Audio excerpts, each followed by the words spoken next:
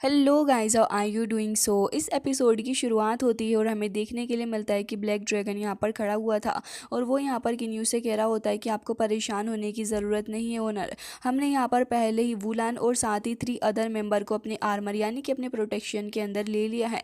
जबकि किन्यू यहाँ पर कह रहा होता है कि ठीक है, वैसे भी शुआनजियान माउंटेन के अंदर यहाँ पर मॉइस्चर अलाउ नहीं है। फिर वो कहने लग जाता है कि ठीक है, अब तुम उनको प्रोटेक्ट करना और यहाँ पर किसी खास तरीके की ट्रिब्यूलेशन के बारे में बात हो रही है। फिर ये सीन कट हो जाता है और किन्यू वहाँ से निकल जाता है क्योंकि अब किन्यू यहाँ पर एक नई चीज़ को एक्सपीरियंस करने वाला है, असल में किन्यू और साथ ही उसका ब्रदर। जिसके बाद यहाँ पर किन्यू और साथ ही वो दोनों ही प्रैक्टिस कर रहे होते हैं, जहाँ पर एक तरफ किन्यू का ब्रदर प्रैक्टिस कर रहा होता है अपने स्पीयर के साथ में, जबकि दूसरी तरफ किन्यू को देखते हैं जो कि यहाँ पर अपना खुद का यूनिवर्स क्रिएट करने की कोशिश कर रहा होता है। और किन्यू बहुत ही ज़्यादा डीप मेडिटेटिंग स्टेट के अंदर होता है, जहाँ पर किन्यू काफ़ी ज़्यादा मेहनत लगाकर अपना खुद का यूनिवर्स क्रिएट करने वाला होता है। हालांकि स्टार्टिंग के अंदर इसे काफ़ी ज़्यादा प्रॉब्लम आ रही होती है, बट इन दी एंड काफ़ी ज़्यादा फोकस करने के बाद हमें देखने के लिए मिलता है कि किन्यू यहाँ पर अपने खुद के बनाए हुए यूनिवर्स के अंदर आ चुका होता है, जहाँ पर काफ़ी सारी गोल्डन ऑरा भी हमें देखने के लिए मिल रही थी। किन्यू इसे देखकर काफ़ी ज़्यादा एक्साइटेड भी हो जाता है और कह रहा होता है कि इंडीड ये यहाँ पर काफ़ी ज़्यादा प्यारा है। फिर कह रहा होता है कि चलो मैं इसे और भी ज़्यादा अच्छे से क्रिएट करता हूँ। किन्यू के आसपास हमें काफ़ी सारे गोल्डन एनर्जी से बने हुए कुछ वॉल्स भी देखने के लिए मिलते हैं। तो फिर ये कहने लग जाता है कि मुझे अगर एक वर्ल्ड बनाना है तो फिर वर्ल्ड बनाने के लिए मुझे इसके अंदर काफ़ी सारी चीज़ों को बनाना होगा, जैसे कि एक मोर्टल वर्ल्ड भी होना चाहिए, इसके अंदर डीमंस भी हों, मॉन्स्टर भी हों, गोड्स भी हों और साथ ही स्पिरिट्स भी होनी चाहिए। जिसके बाद हमें देखने के लिए मिलता है कि किन्यू सबसे पहले शुरू करता है मोर्टल वर्ल्ड से। वो अपनी पावर का इस्तेमाल करते हुए मोर्टल वर्ल्ड को काफ़ी ज़्यादा एक्साइटेड होकर क्रिएट करने लग जाता है और फाइनली जाकर वो उसे क्रिएट करने में कामयाब भी हो जाते हैं। किन्यू जब इसको पूरे तरीके से क्रिएट कर लेता है तो फिर हमें देखने के लिए मिलता है कि किन्यू काफ़ी ज़्यादा एक्साइटेड होकर अपने खुद के बनाए हुए उस विला के अंदर भी चला जाता है। और वहाँ जाने के बाद किन्यू को यहाँ पर काफ़ी कुछ एक्सपीरियंस करने के लिए मिलता है। किन्यू यहाँ पर खड़ा हुआ था और वो जैसे ही यहाँ पर अपने बनाए हुए इस जगह पर आता है तो फिर किन्यू इसे देखकर बहुत ही ज़्यादा खुश होने लगा था। वो इस जगह को टच करके देख रहा होता है। असल में किन्यू की इस जगह से काफ़ी ज़्यादा पुरानी यादें भी जुड़ी हुई हैं। किन्यू जैसे जैसे इस न्यू यूनिवर्स को एक्सप्लोर कर रहा था वो कह रहा होता है कि मैं जैसे ही यहाँ पर आया हूँ तो फिर मुझे अपने कुछ कुछ फेमिलियर फेसेस भी देखने के लिए मिल रहे हैं। किन्यू यहाँ पर गो शियांग को वापस से फील करता है और उसको एक फ्लैशबैक भी देखने के लिए मिलता है, जिसके साथ ही किन्यू बैक के थ्रू काफ़ी सारी चीज़ों को एक्सपीरियंस कर रहा होता है। फिर किन्यू कहता है कि अब मुझे कुछ वक्त के लिए इसी जगह पर रहकर प्रैक्टिस करनी चाहिए और साथ ही किन्यू वहाँ पर बैठकर काफ़ी वक्त तक प्रैक्टिस भी करता है। जबकि ये सीन कट हो जाता है और हमें देखने के लिए मिलता है कि उसके बाद किन्यू आ चुका होता है मिस जियांग के पास में और साथ ही मिस जियांग भी आकर उसको ग्रीट करती है। किन्यू कह रहा होता है कि अच्छा, तो फिर आप यहाँ पर आ गई हो। फिर कह रहा होता है कि वैसे यहाँ पर आप किस काम के लिए आई हैं, क्या आप मुझे बता सकती हैं। तभी वो थोड़ा हेजिटेट करने लग जाती है और कह रही होती है कि असल में मेरे फादर ने मुझसे कहा है कि मैं तुमसे पूछ लूँ कि आखिर किस तरीके के मटेरियल की तुम्हें ज़रूरत होगी इक्विपमेंट को रिफ़ाइन करने के लिए। जबकि किन्यू कह रहा होता है कि अभी के लिए आपको इसके बारे में सोचकर इतना ज़्यादा एंशियस होने की ज़रूरत नहीं है। जब मुझे यहाँ पर इनकी ज़रूरत होगी तब मैं आपको इसके बारे में बता दूँगा। जिसके बाद यहाँ पर मिस जियांग थोड़ी और शाय फील करने लग जाती है और फिर अब यहाँ पर किन्यू से कहने लगी होती है कि किन्यू हमेशा ही प्रैक्टिस करते रहते हो, क्या तुम इससे थक नहीं जाते? तुम क्या कुछ वक्त के लिए शुआनजिंग सिटी को छोड़ना चाहोगे? तुम और मैं बाहर चलते हैं एक वॉक के लिए। लेकिन यहाँ पर किन्यू काफ़ी पोलाइटली उसको कह रहा होता है कि नहीं, वाकई में आपने बिल्कुल सही कहा कि मैं प्रैक्टिस के साथ में बिजी रहता हूँ, लेकिन अभी के लिए मेरे पास इतना वक्त नहीं है कि मैं इधर आधर घूमूँ। तभी यहाँ पर वो थोड़ा बुरा फील करती है कि किन्यू ने उसको रिजेक्ट कर दिया है। फिर यहाँ पर उस भोले मन से कह रही होती है कि ठीक है, फिर तुम प्रैक्टिस कर लो, मैं यहाँ से जा रही हूँ और ना ही मैं तुम्हें बॉदर करूँगी। जिसके बाद ये सीन कट होता है। दूसरी तरफ हमें देखने के लिए मिलता है कि अब लियार के फादर और साथ ही अंकल लैन दोनों के बीच में ही बहस चल रही होती है, जहाँ पर वो कह रहे होते हैं कि आखिर कैसे तुम लियार की मर्जी के बिना उसकी शादी को फिक्स कर रहे हो? क्या तुम्हें बिल्कुल भी फिक्र नहीं हो रही है उसकी? तुम्हें उसकी शादी के बारे में एटलीस्ट उसकी इच्छा के लिए तो पूछना ही चाहिए। लेकिन वो यहाँ पर बहुत ही ज़्यादा भड़कने लग जाते हैं और कह रहे होते हैं कि मैंने तुमसे कहा ना कि तुम्हें इस मामले में बोलना ही नहीं चाहिए। और रही बात लियार्ड की मर्ज़ी की, तो फिर मैं तुम्हें बताना चाहूँगा कि लियार्ड की मर्ज़ी तो मैंने इस बात के ऊपर छोड़ दी है कि जिस दिन वो चाहेगी उसी दिन उसकी शादी का दिन डिसाइड होगा, लेकिन इससे ज़्यादा मैं उसे कोई हक नहीं दे रहा। और ये कहकर वो काफ़ी ज़्यादा गुस्से में बैठ जाते हैं और कह रहे होते हैं कि अब तुम मुझे इसके बारे में बातें कर करके और ज़्यादा एम्बैरेस नहीं करो।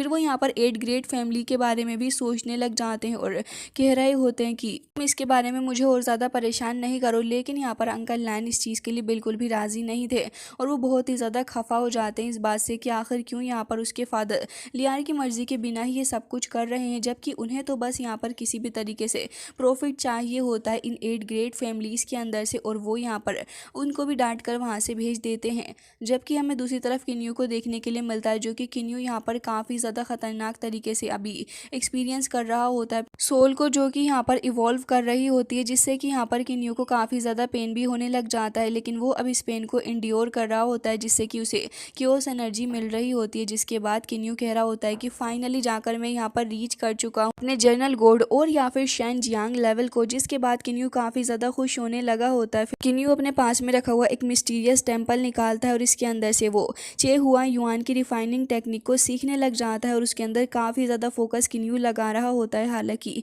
किन्यू ने यहाँ पर अपनी काफ़ी ज़्यादा पावर्स का इस्तेमाल किया था, जिससे कि एक स्ट्रॉन्ग लाइट हमें स्काई की तरफ देखने के लिए मिलती है। जबकि हमें दूसरी तरफ देखने के लिए मिलता है कि अंकल लैन जो थे वो किन्यू से मिलने के लिए आ चुके होते हैं। तो फिर वो उन्हें देखकर बहुत ही ज़्यादा खुश होने लग जाता है और कह रहा होता है कि अंकल आखिर आप यहाँ पर क्या कर रहे हैं। तभी वो कह रहे होते हैं कि जब तुम टेम्पल के साथ में प्रैक्टिस कर रहे थे तब मैं यहाँ पर आया था और तुमसे कुछ इंपॉर्टेंट बातें भी करने के लिए आया था। हालांकि वो यहाँ पर इस बारे में फिक्र कर रहा होता है कि अगर बाकी लोगों को इसके बारे में पता चला तो शायद वो प्रॉब्लम में फंस जाएंगे, बट वो उससे कहने लग जाते हैं कि तुम्हें इसके बारे में परेशान होने की बिल्कुल भी ज़रूरत नहीं है, क्योंकि अब जो वो बात किन्यू को बताने वाले थे वो असल में परेशानी वाली बात। लेकिन उससे पहले वो कह रहे होते हैं कि देखो किन्यू, तुम्हारा और साथ ही लियार का दोनों का ही आपस में बहुत ही ज़्यादा बड़ा कनेक्शन है, जिसके बारे में मुझे बताने की तो कोई भी ज़रूरत नहीं है। वो कह रहे होते हैं कि आज जब मैं तुम्हें इतना ज़्यादा ग्रो करते हुए देख रहा हूँ तो फिर मुझे बहुत ही ज़्यादा खुशी भी हो रही है किन्यू। साथ ही यहाँ पर जब तुम यहाँ पर इस मिटियोर टीयर को रिफाइन कर रहे हो लाइफ एंड सोल के रूप में, तो इससे भी यहाँ पर तुम्हारा काफ़ी ज़्यादा फ़ायदा होगा। और कह रहे होते हैं कि तुम्हें पता है जब गॉड ऑफ लाइफ का फॉल हुआ तभी यहाँ पर उसने 2 टीयर्स को छोड़ा था, जो कि एक लियार के पास है जबकि दूसरा यहाँ पर तुम्हारे साथ में जाकर मर्ज हो गया, जिससे कि यहाँ पर तुम्हें भी काफ़ी ज़्यादा पावर मिली है। जबकि यहाँ पर वो कहने लग जाते हैं कि देखो मुझे यहाँ पर लियार के लिए एक दूसरा लाइफ सोल ढूंढना ही होगा। और कह रहे होते हैं कि अब मुझे यहाँ पर इस चीज़ के बारे में और भी ज़्यादा फिक्र करने की ज़रूरत है। जबकि किन्यू कह रहा होता है कि अगर आपको पता ही है कि वो मेरे पास है तो फिर आप मुझे ख़त्म करके क्यों ना इसको हासिल कर लें। जबकि वो उससे कह रहे होते हैं कि देखो लियार ने तुम्हें चूज़ किया है और साथ ही गॉड ऑफ लाइफ ने भी तुम्हें चूज़ किया है, तो मैं उसकी लास्ट विश को पूरा करूँगा और इसी वजह से यहाँ पर मैं इस बारे में ज़्यादा नहीं सोच रहा। फिर वो और साथ ही किन्यू दोनों ही बैठ जाते हैं और वो किन्यू को बताने लगे होते हैं लियार के बारे में।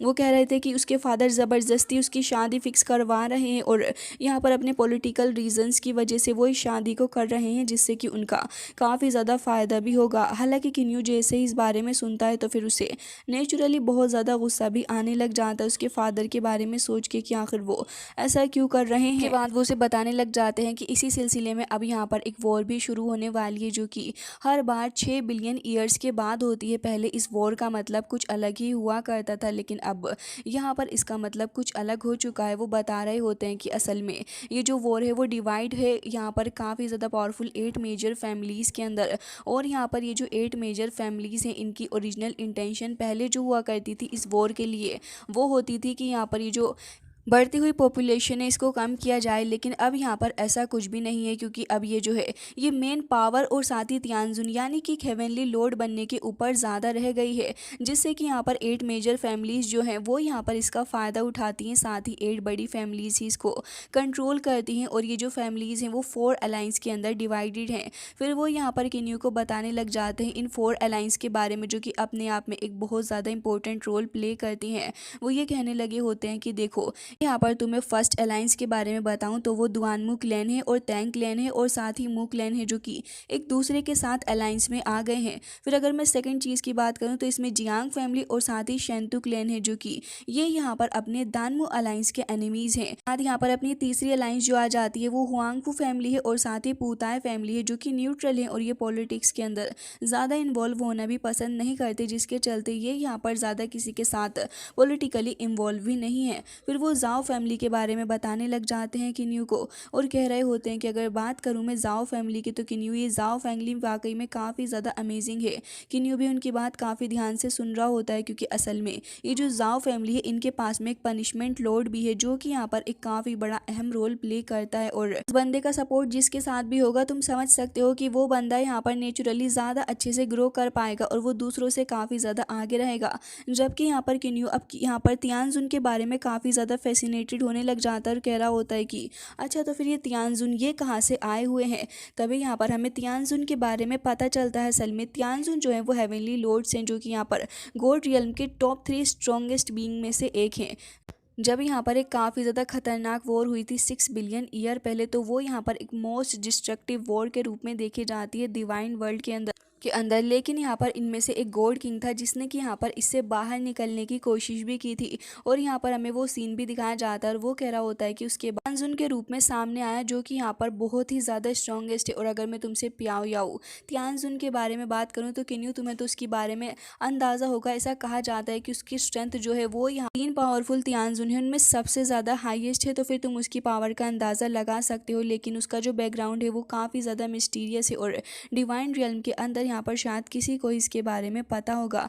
फिर वो यहाँ पर किन्यू को बताने लग जाते हैं कि किन्यू इसके अलावा अगर मैं तुम्हारे कॉम्पिटिटर्स के बारे में बात करूँ तो फिर तुम एक बात काफ़ी ज़्यादा ध्यान से रख लेना अपने माइंड के अंदर कि यहाँ पर तुम्हारे जो सबसे ज़्यादा वीकेस्ट टीटर्स हैं वो यहाँ पर क्वीन हुओ है जो कि यहाँ पर मास्टर है क्यू हुओ पैलेस का और साथ ही वो पीशुए सिटी के अंदर रहता है। जिसके बाद किन्यू उनकी बातों को ध्यान से सुनने लग जाता है कि अंकल आगे क्या बता रहे हैं। फिर कह रहे होते हैं कि एक और कॉम्पिटिटर है तुम्हारा जो कि जीनियस प्रिंस है और वो यहाँ पर शेंतु फैन वो यान माउंटेन के अंदर से बिलोंग करता है। और फिर कहने लगे थे कि ये दोनों के दो एंशिएंट गॉड रियल्म के हैं। जिसके बाद किन्यू कह रहा होता है कि क्या दोनों ही वीकेस्ट जो मेरे कॉम्पिटिटर्स हैं वो इतने ज़्यादा स्ट्रॉन्ग हैं कि मुझसे भी ज़्यादा पावरफुल हैं। बाद वो किन्यू से कह रहे होते हैं कि यही नहीं अभी मैं तुम्हें आगे और बताता हूँ। और फिर किन्यू से कह रहे होते हैं कि अगर थर्ड कॉम्पिटिटर के बारे में तुम्हें बताऊँ किन्यू तो वो जो बंदा है वो यहाँ पर दुआनमू यू है जो कि प्रिंस भी है अपने जियांगवांग सिटी का और साथ ही उसकी कहानी जो है वो थोड़ी दुख भरी भी रही है। फिर वो बता रहे होते हैं कि असल में एक बार उसने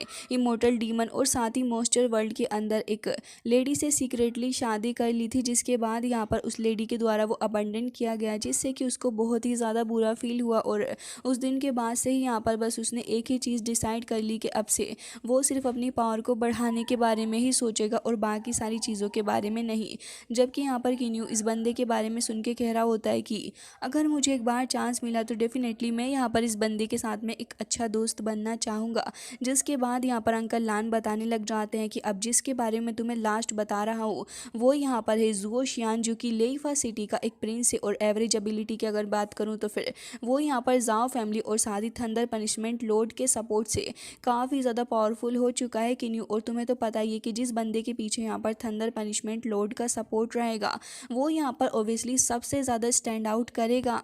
अब अंकल की कही हुई बात किन्यू पूरे तरीके से समझ चुका होता है कि किन्यू को अभी और भी ज़्यादा स्ट्रॉन्गेस्ट बनना होगा जिसके चलते ही यहाँ पर वो आगे बढ़ पाएगा। वो बहुत ज़्यादा गहरी सोच में डूब गया होता है। तभी यहाँ पर वो कहने लग जाते हैं कि क्या हुआ किन्यू तुम कहाँ खोए हुए हो। तभी किन्यू यहाँ पर उनसे इन सारी बातों को छोड़कर कहने लग जाता है कि अंकल लान आपने मुझे बताया था कि आप यहाँ पर अपने फ्यूचर वर्ल्ड के 3rd लेवल के ऊपर आ चुके हैं तो क्या अब आप इसका इस्तेमाल कर सकते हैं। असल में मैं यहाँ पर लियार को देखना चाहता हूँ। तभी वो यहाँ पर उसकी बातें सुनकर हंसने लगे होते हैं और कह रहे होते हैं कि अच्छा ये बात है। वैसे तो मुझे पता है कि तुम्हें उसकी काफ़ी याद आ रही है चलो तो फिर मैं उसको बुला लेता हूँ। जैसे ही वो यहाँ पर अपनी इस स्पेशल टेक्निक का इस्तेमाल करते हैं तो फिर लियार वहाँ पर आ जाती है और किन्यू उसे अपने सामने देखकर भागा भागा उसके पीछे आता है। और एकदम से ही उसको सामने देखकर बहुत ही ज़्यादा इमोशनल भी किन्यू होने लगा था। अब लियार भी उसको देखती है और किन्यू भी फिर उसको अपने कुछ पुरानी वक्त भी याद आने लग जाते हैं जो कि इन दोनों ने साथ में बिताया। फिर उसके बाद तो किन्यू तुरंत ही आगे बढ़ते हुए उसको तुरंत ही अपने गले से लगा लेता है और दोनों ही एक दूसरे से मिलकर बहुत ही ज़्यादा खुश नज़र आ रहे होते हैं। दोनों के लिए ही ये लम्हा एक पल के लिए ऐसा था कि ये यहाँ पर पल ऐसे ही रुक जाए। और किन्यू यहाँ पर उसको देखकर बहुत ही ज़्यादा इमोशनल था जबकि लियार भी यहाँ पर इमोशनल होती है। फिर किस शेयर करने लग जाते हैं और एक वक्त के लिए दोनों ही इस चीज़ के अंदर अंदर खो चुके होते हैं क्योंकि काफ़ी ज़्यादा टाइम से दोनों ही एक दूसरे से नहीं मिले। किन्यू यहाँ पर उसको हक कर रहा होता है काफ़ी ज़्यादा टाइटली और साथ ही लियार भी उसको हक करी हुई होती है, जिसके बाद यहाँ पर वो कह रही होती है कि किन्यू तुम ठीक तो हो, और साथ ही इतने ज़्यादा वक्त से तुमने कितना ज़्यादा सफ़र किया है मेरी वजह से, और उसकी आंखों से टीयर्स भी निकल रहे होते हैं। किन्यू उसकी दुविधा को समझ रहा था और कह रहा होता है कि हाँ लियार मुझे पता है, लेकिन अब तुम्हें देखने के बाद सब कुछ ठीक है, और तुम्हें पता है कि जब तुम मेरे साथ होती हो तो फिर कोई भी डिफ़िकल्टी इतनी ज़्यादा बड़ी नहीं है मेरे लिए। जिसके बाद यहाँ पर अंकल लैन भी आ जाते हैं और इन दोनों से ही कह रहे होते हैं कि इंडीड तुम दोनों का प्यार काफ़ी ज़्यादा गहरा है, और नेचुरली तुम यहाँ पर एक दूसरे को बहुत ज़्यादा मिस कर रहे होगे क्योंकि इतने वक्त बाद जो तुम दोनों एक दूसरे से मिले हो। जबकि वो कहने लग जाते हैं कि किन्यू चलो मुझे ये बताओ कि अब आखिर तुमने आगे के लिए क्या प्लान सोच रखा है, क्योंकि तुम यहाँ पर इस चीज़ के साथ में कैसे डील करोगे ये काफ़ी ज़्यादा इंपॉर्टेंट रोल प्ले करता है। जबकि वो यहाँ पर किन्यू को खुद ही आगे बढ़ती हुई 2 सजेशंस के बारे में बताने लगे थे। किन्यू से कह रहे होते हैं कि किन्यू देखो, अब तुम्हारे पास में सिर्फ 2 सजेशंस ही बचे हुए हैं। एक तो तुम यहाँ से भाग जाओ, या फिर यहाँ पर ओपनली सभी के सामने कंपटीशन के अंदर पार्ट ले लो, और फिर उसके बाद तुम यहाँ पर ओपनली लियार के साथ में शादी कर सकते हो। किन्यू ये चीज़ सुनने के बाद थोड़ा हैरान होता है क्योंकि वो लियार के साथ में भागना नहीं चाहता था, क्योंकि इसमें इसका भी कुछ फ़ायदा तो है नहीं, और किन्यू रिस्पेक्टफुली उसके साथ शादी करना चाहता था। लियार तो यहाँ पर कह रही होती है, जबकि किन्यू कह रहा होता है कि देखो मुझे पता है कि चीज़ें काफ़ी ज़्यादा पेनफुल है, लेकिन इसका मतलब ये तो नहीं कि हम इससे घबरा जाएंगे। फिर वो उससे कहता है कि तुम्हें इसके बारे में परेशान होने की ज़रूरत नहीं है। डेफिनेटली मैं तुमसे ओपनली शादी करने वाला हूँ, और साथ ही मैं यहाँ पर अपनी पावर को और भी ज़्यादा बढ़ा लूँगा, जिससे कि यहाँ पर तुम्हें और मुझे एक होने से कोई भी नहीं रोक पाएगा, हम जल्द ही एक साथ होंगे। जबकि यहाँ पर वो कह रही होती है कि हाँ बिल्कुल किन्यू, मैं भी यहाँ पर सिर्फ तुम्हारे साथ ही रहना चाहती हूँ। जबकि किन्यू कहता है कि बस तो फिर मेरे ऊपर भरोसा रखो, क्योंकि मैं यहाँ पर बहुत ही जल्दी तुमसे शादी करूँगा। तभी अंकल लैन यहाँ पर इनकी बातें सुनकर कह रहे होते हैं कि चलो ये तो अच्छा हो गया कि तुमने डिसाइड कर लिया, और वैसे भी मिस्टीरियस टेम्पल से किन्यू ने यहाँ पर ऑब्टेन की है ची हुआन युआन की वेपन रिफाइनिंग मेथड, और अगर किन्यू इनको प्रैक्टिस कर लेता है तो फिर ये तो उसके लिए और भी अच्छा रहेगा, जिससे कि दोनों काफ़ी जल्दी यहाँ पर शादी कर पाओगे। तभी किन्यू कह रहा होता है कि अब हम काफ़ी वक्त बाद मिले हैं, चलो साथ में प्रैक्टिस करते हैं।